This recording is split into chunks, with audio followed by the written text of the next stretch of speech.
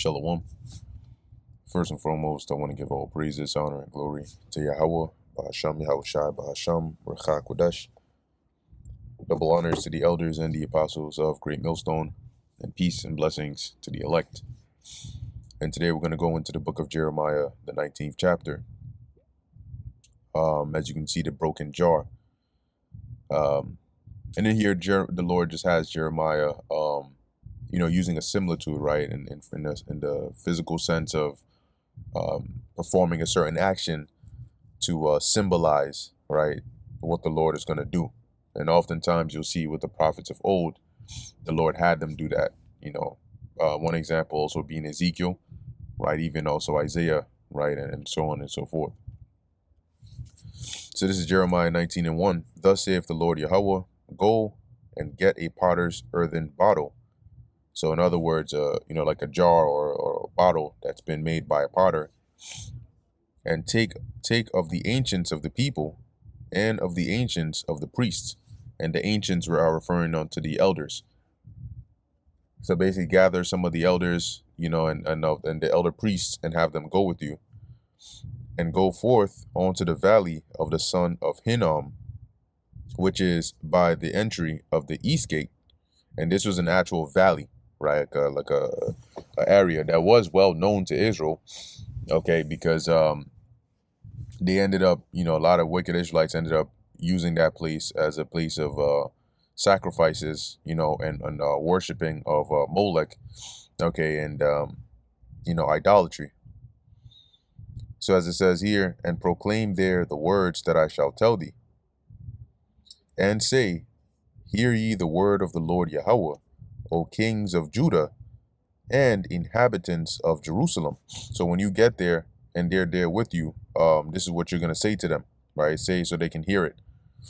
Thus saith the Lord Yahweh of hosts, right? The Lord and hosts meaning like armies. The God of Israel, behold, I will bring evil upon this place, the which whosoever heareth, his ears shall tingle. So the Lord is going to bring such a devastating destruction that, it's like today when you either, it happens when you're cold, but if you hear something really shocking or like, something unexpected or something crazy, even if it's like a hype moment or something, like you can get goosebumps, right? You're just like your body would just, you have that like, that is almost like a tingling feeling. So that's like an equivalent of today. Like it's so crazy it gave you goosebumps. But the ancient world equivalent of like hearing that, it's almost unbelievable to your ears. Verse 4, because they have forsaken me and have estranged this place. So that area, right, the valley of the son of Hinnom, which was named after the son of, Hinnom, basically from a place where, because typically you would have certain valleys and so on that were used for things like garbage, like a garbage dump and so on. And so the Lord said they have estranged this place, meaning they've made it strange by, as it says, and have burned incense in it onto other gods. Okay, and it wasn't just the valley of Hinnom, but also the land, because it wasn't just that area where they had set up high places, or I should say they had set up altars upon the high places and so on. As it says here, and have burned incense in it unto other gods, whom neither they nor their fathers have known. Because as a nation, we weren't acquainted with these gods. Like we didn't grow up, right, as a nation with these gods. This wasn't, our God is Yahweh Ba'asham Yahushai, right, the Most High. So this is something that we came, or, Israel came to learn of. Right, and that's why he says that neither they nor their fathers have known, nor the kings of Judah, and have filled this place with the blood of innocents, because this wasn't the God of Israel or the God of the kings of Judah. This is the God of the heathens, an unfamiliar deity or unfamiliar gods that our people started to worship and become familiar with. And as it says, and have filled this place with the blood of innocents, and those innocents were actually children. All right, the sacrifices. verse 5, it says, they have built also the high places of Baal to burn their sons with fire for burnt offerings onto Baal. See? So they would actually offer their children, their sons, okay, as burnt offerings. And what they would do as well is, in order to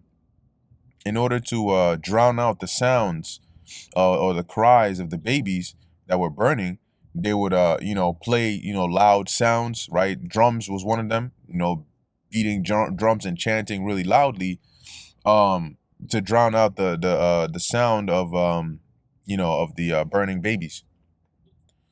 It says here, with fire for burnt offerings unto Baal, which I commanded them not. So the Most High, as it says here, nor spake it, neither came it into my mind. So the Lord never commanded us to do this. He never commanded us to offer our children, as fire sacrifices and so on and so forth. And so, and so, the Lord is saying, like, this is something that I never even said or approved or would have even thought of. So they're doing this against my will in order to serve these idols. Verse 6, therefore, behold, the days come, saith the Lord Yahweh, that this place shall no more be called Tophet, nor the valley of the son of Hinnom, but the valley of slaughter. Now, Tophet was a region or a part within the valley of Hinnom, right?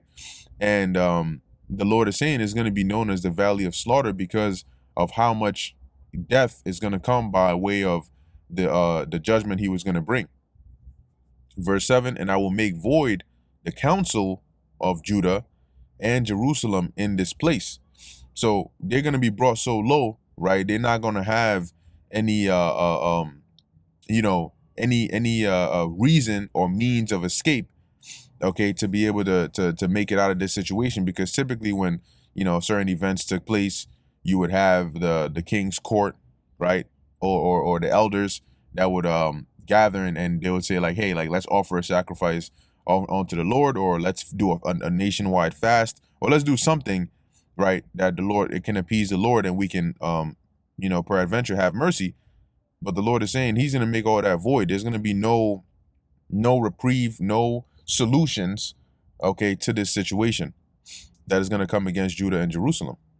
And I will cause them to fall by the sword before their enemies, so they will be slain, and by the hands of them that seek their lives, synonymous with their enemies, and their carcasses will I give to be meat for the fowls of the heaven and for the beasts of the earth.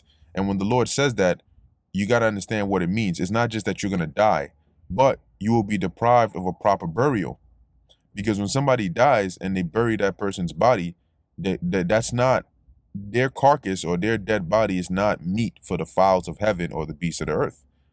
But if you're in a situation where you don't have anybody to bury you, your body's just left out there, that's when you become a carcass, or you become accessible to those vultures and birds of prey and so on, and then wild animals that can actually come in and eat up your dead body. Okay. Verse 8, and I will make this city desolate and unhissing. Everyone that passeth by shall be astonished and hiss because of all the plagues thereof. So they're going to look at this place, the neighboring nations, because remember, our Israel, where it was positioned, was King Solomon took advantage of this as well, because in order to go or send goods from north to south, you'd have to go through our territory, and from south to north. And that's why even during the time of the fall of the Assyrian Empire, when Pharaoh Necho was trying to go up to Carchemish, he had to go through our land, which is where Josiah met him, right? And then went to battle against him. So people would pass through or pass by, and you had neighboring nations. And all those haven't seen or having been about to see, at least from the time of Jeremiah, the desolation of a place that was once known for flourishing, for being separate, for being distinct. They would hiss, like they would be they would look at it as like damn, that's crazy, because of how bad the plagues or the destruction the Lord, or the judgment the Lord had intended to bring upon Judah and Jerusalem would be. Verse 9, and I will cause them to eat the flesh of their sons and the flesh of their daughters, and they shall eat every one the flesh of his friend in the siege and straitness. And that's literal, because in the siege, and the straitness meaning difficulty, in the siege where there's no food, right? Eventually they run out of food and they don't have anything to eat. And if they don't have anything left to eat, they start to eat themselves. Okay, that's cannibalism. It says here, and they shall eat everyone the flesh of his friend in the siege and straitness, wherewith their enemies and they that seek their lives shall straiten them. So the Lord, as history will tell you, had the Babylonian armies come, surround Jerusalem, right? Block off, cut off the goods going in and out, and you either gonna surrender or you're gonna stay in there and starve to death, or become weak enough to where you can't even defend your walls anymore, and then they could scale your walls and come in, right? Or break them down without you shooting arrows or trying to defend it. And so this was the scene the Lord was talking about, except it wouldn't go well in the favor of Israel or in the favor of Judah, because they would eventually run out of food, they would run out of water, and they would start to eat each other. Verse 10, then shalt thou break the bottle in the sight of the men that go with thee.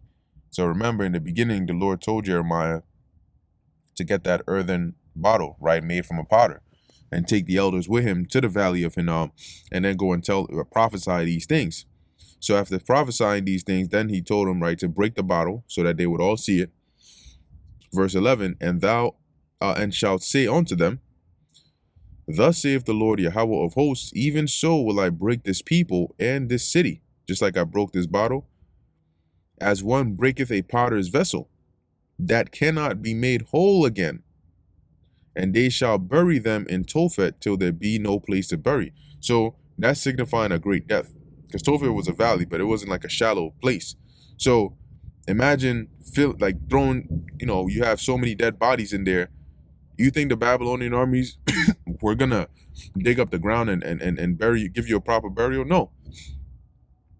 So more than likely, your body will probably get tossed up in there, thrown in there, as a way to avoid contamination. Either throw the bodies in there and burn them, as a quick way to get rid of them.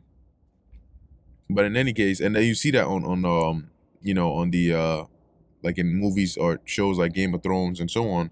That's what they do, right? They if there's like a battlefield at the end, they gather the bodies in piles and they burn them, so that the bodies don't rot and lead to contamination and diseases and stuff like that.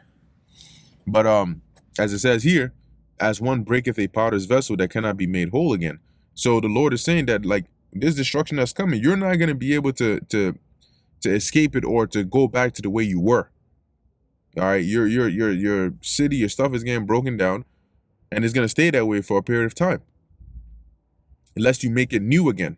You're not going to be able to fix that old bottle. Thus will I do unto this place, saith the Lord Yahweh, and to the inhabitants thereof, even make this city as Tophet. Okay, as we just read up above, what the Lord said he would do to that area. And the houses of Jerusalem and the houses of the kings of Judah shall be defiled as the place of Tophet, because of all the houses upon whose roofs they have burned incense unto all the hosts of heaven. So the Lord is saying, just like they defiled Tophet with the blood of innocents and the sacrifices, I'm going to defile their habitations with their blood, right, and have them be slain and have them suffer because of all the housetops. Because back in the ancient world, the rooftops wasn't like today where it looks like a pyramid almost, right? Back then it was like you could actually go onto the rooftop. You could climb the stairs on the side and it would be like a level area.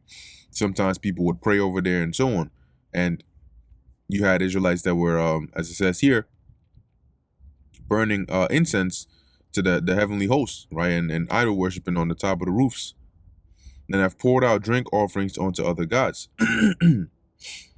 Then came Jeremiah from Tophet, whither the Lord Yahweh had sent him to prophesy. And he stood in the court of the Lord's house, which is a temple, and said to all the people, thus saith the Lord Yahweh of hosts, the God of Israel, Behold, I will bring upon this city and upon all her towns all the evil that I have pronounced against it, because they have hardened their necks, that they might not hear my words. So they harden their necks is like being stiff-necked, and so they don't want to turn or adhere to the warnings of the Lord. And that brings us to the end of Jeremiah, the 19th chapter. Lord willing, that was edifying to the elect. In closing, I want to give all praises, honor, and glory to Yahweh, Bahasham Yahweh Shai, Bahasham Ruach HaKodesh. And until next time, Shalom.